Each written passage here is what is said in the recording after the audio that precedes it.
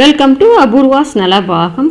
இன்றைக்கி நம்ம இட்லி, தோசை, சப்பாத்தி, பூரி இந்த மாதிரி எல்லாத்துக்குமே பொருத்தமாக இருக்கக்கூடிய நல்ல சுவையான குருமா தான் நம்ம இன்றைக்கி எப்படி பண்ணுறதுன்னு பார்க்க போகிறோம். டேஸ்ட் ரொம்பவே அருமையாக இருக்கும். வாங்க இப்போ எப்படி பண்ணலான்னு பார்க்கலாம். அதுக்கு ஒரு இடி உரல் வச்சுட்டு அதில் சின்ன துண்டு சைஸ் 4 துண்டு இஞ்சி தோல் எடுத்துகிட்டு வச்சுருக்கேன். அதை சேர்த்துட்டு அது கூடவே ஒரு 8 பல் பூண்டு தோல் எடுத்து வச்சுருக்கேன். இதை சேர்த்துட்டு 1-2 தட்டி எடுத்துக்கோங்க. நம்ம இஞ்சி பூண்டு பேஸ்ட்டாக சேர்க்குறத விட தட்டி சேர்க்கும்போது டேஸ்ட் நல்லாயிருக்கும். இப்போ பார்த்தீங்கன்னா நான் 1-2 தட்டியிருக்கேன். எடுத்து காமிக்கிறேன் பாருங்கள். இந்த பதத்துக்கு தட்டி எடுத்துக்கிட்டிங்கன்னா போதும். இப்போ அடுப்பில் குருமா பண்ணுறதுக்கு ஒரு கல்கத்தா கடாய் போட்டிருக்கேன். இப்போ இந்த கடாய் கூட பார்த்திங்கன்னா நம்மக்கிட்ட இண்டாலியமில் சப்பாத்தி உருட்டுற மனை, மிளகு சீரகம் இடிக்கிற இடி உரல், அது கூடவே பார்த்தீங்கன்னா இண்டாலியமில் தோசைக்கல் புடி உள்ளது புடி இல்லாதது ரெண்டுமே நம்மக்கிட்ட சேலுக்கு அவைலபிளாக இருக்குது. இது எல்லாமே உங்களுக்கு வேணும்னு நினச்சிங்கன்னா ஸ்க்ரீனில் நான் கொடுக்குற நம்பருக்கு வாட்ஸ்அப் பண்ணுங்கள். டீட்டெயில்ஸ் சென்ட் பண்ணுற வேணுன்றவங்க ஆர்டர் பண்ணிவிட்டு வாங்கிக்கலாம். இப்போ இதில் பார்த்தீங்கன்னா ஒரு 2 டேபிள் ஸ்பூன் அளவுக்கு எண்ணெய் சேர்த்துருக்கேன். எண்ணெய் காஞ்ச பிறகு தாளிக்கிறதுக்கு அதில் கொஞ்சம் கரம் மசாலா எடுத்து வச்சுருக்கேன். அதை சேர்த்துக்கலாம். இப்போ இந்த மசாலாவை சேர்த்துட்டு நல்லா பொரிய விட்டுக்கோங்க.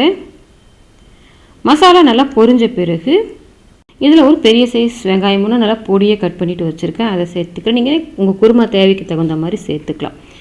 அது கூட ஒரு கொத்து கருவேப்பிலை சேர்த்துட்டு இந்த வெங்காயத்தை நல்லா நிறம் மாறி வர்ற வரைக்கும் வதக்கி விட்டுக்கோங்க.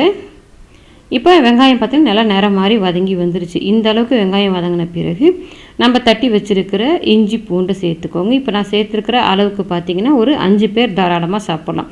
அந்த அளவுக்கு தான் குருமா கிடைக்கும். நீங்கள் உங்கள் தேவைக்கு தகுந்த மாதிரி வெங்காயம், தக்காளி எல்லாமே சேர்த்துக்கலாம். இப்போ பார்த்தீங்கன்னா இஞ்சி பூண்டோட பச்சை வாசனை எல்லாம் போயிடுச்சு.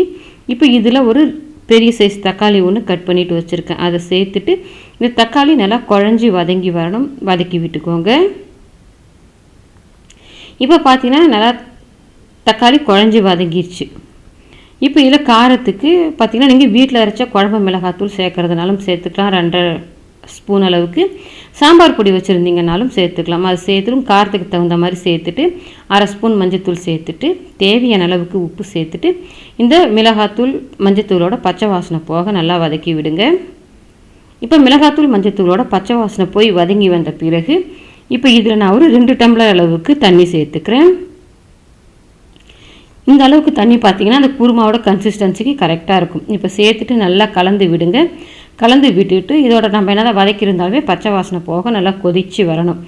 இப்போ இது கொதித்து வர்ற கேப்புக்குள்ளே பார்த்திங்கன்னா ஏற்கனவே 2 மீடியம் சைஸ் உருளைக்கிழங்கு நல்லா வேக வச்சுட்டு எடுத்து வச்சுருக்கேன். இப்போ இந்த வேக வச்சுருந்த உருளைக்கிழங்கு தோல் எடுத்துக்கோங்க. தோல் எடுத்துட்டு பார்த்திங்கன்னா நம்ம அதை ரொம்ப நல்லா மசிக்கக்கூடாது. அந்த உருளைக்கிழங்கு அப்படியே 1-2 இருக்கிற மாதிரி கொஞ்சம் பெருசு கொஞ்சம் சிறுசு இருக்கிற மாதிரி வச்சுச்சுவாங்க.